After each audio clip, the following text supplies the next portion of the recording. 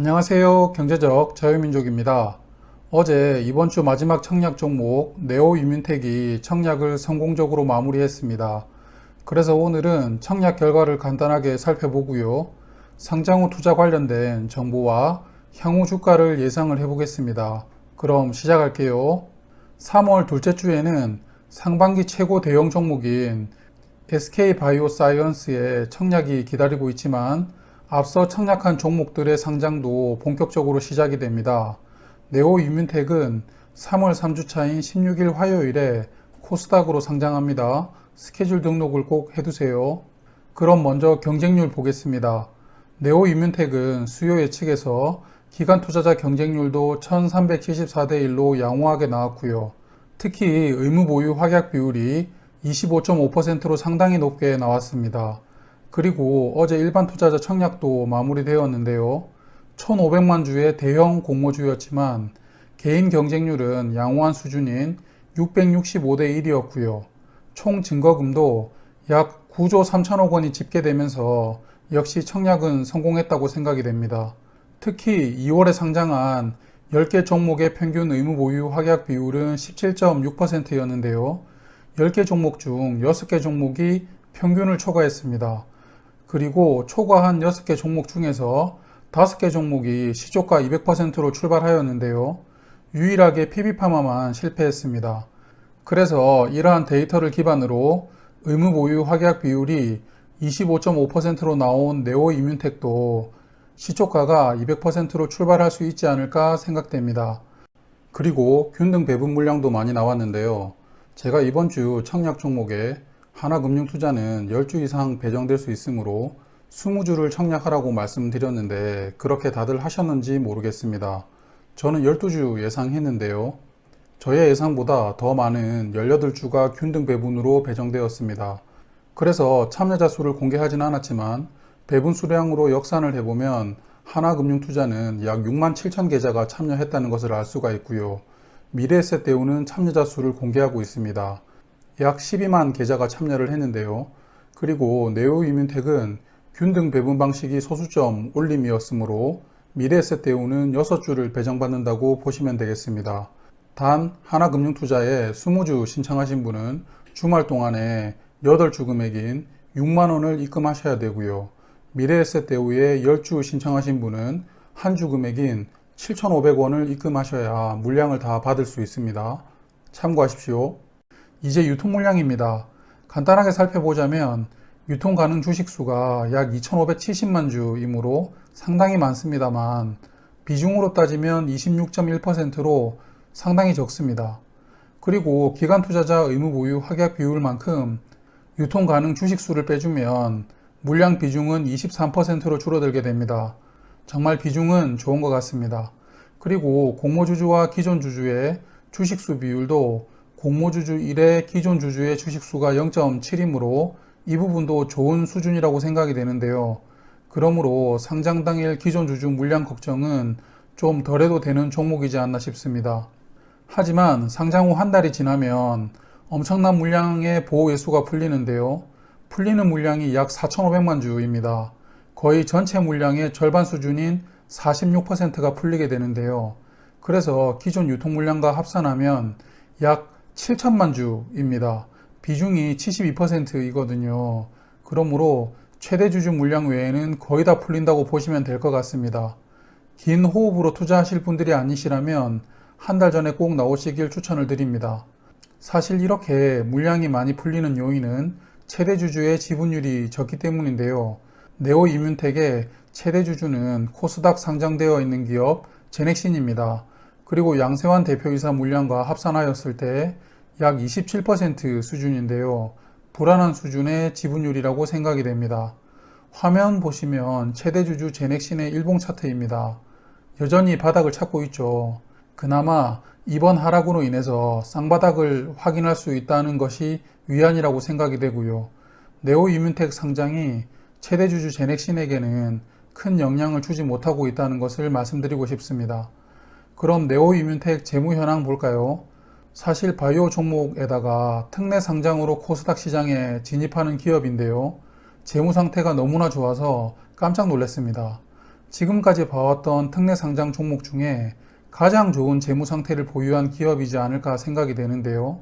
물론 비율들이 매년 아주 약간씩 나빠지고 있습니다. 그래도 아직까지는 어마어마한 수준이므로 걱정할 필요는 없다고 생각이 됩니다.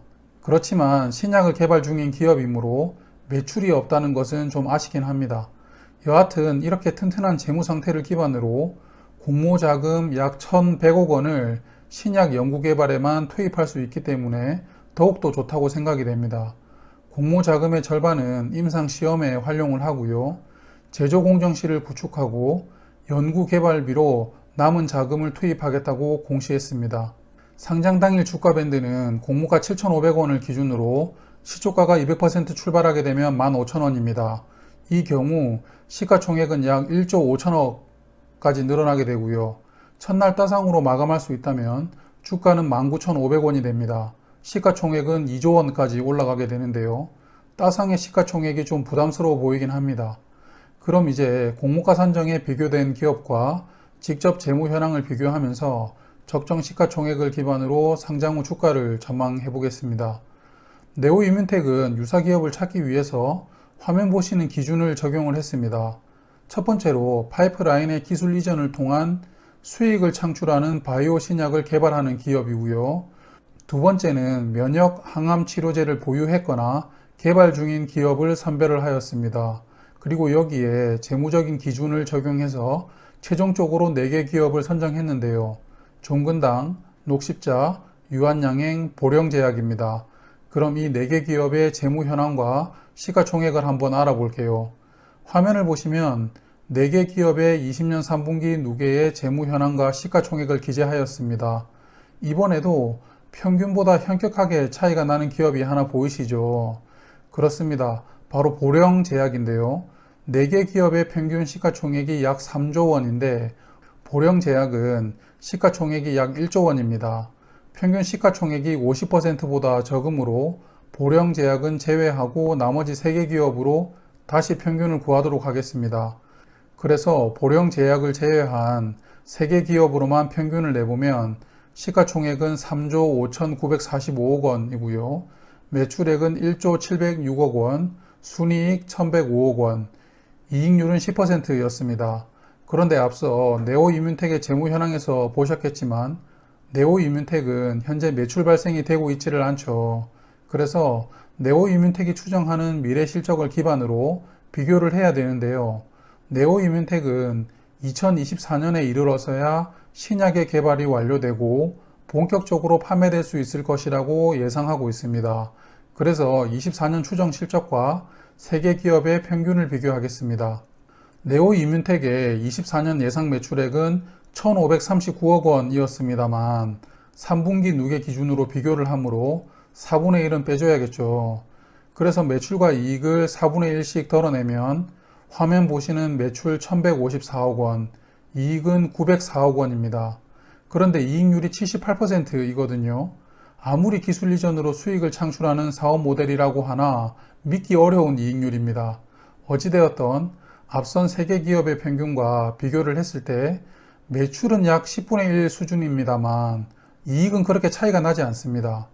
그래서 상장 기념에다가 미래 가치를 좀 적절히 반영해주면 3개 기업의 평균 시가총액인 3조 6천억 원의 50%는 가능하지 않을까 예상해 보는데요. 그럼 시가총액 1조 8천억 원이 됩니다. 공모가 기준 240% 상승한 18,000원일 때 시총이 1조 8천억 원인데요. 그래서 앞서 의무보유 확약 비율에서도 보셨겠지만 상장 당일 조심스럽게 시가총액 200%로 시작할 수 있지 않을까 예상해 봅니다. 그럼 네오이뮨텍 사업을 기반으로 투자 포인트와 과제를 말씀드리고 마무리하겠습니다. 화면을 보시면 현재 항암제는 3세대 면역 항암제까지 생산이 되고 있는데요. 앞선 세대의 항암제들이 약물을 암세포에 직간접적으로 투입하는 방식이었다면 면역 항암제는 환자의 면역 시스템을 활성화시켜 암세포를 제거하는 방식의 치료제입니다. 이 방법은 항암 치료 과정에서 나오는 여러 가지 부작용이 적고요. 다양한 암에 적용할 수 있는 장점이 있습니다. 하지만 이 3세대 면역 항암제도 단점이 있는데요. 우리 몸의 면역세포인 T세포가 적은 사람은 효과가 떨어집니다. 그런데 이 T세포는 나이가 많아지고 항암 치료 등으로 우리 몸의 체력이 떨어지면 자연스럽게 줄어든다고 합니다.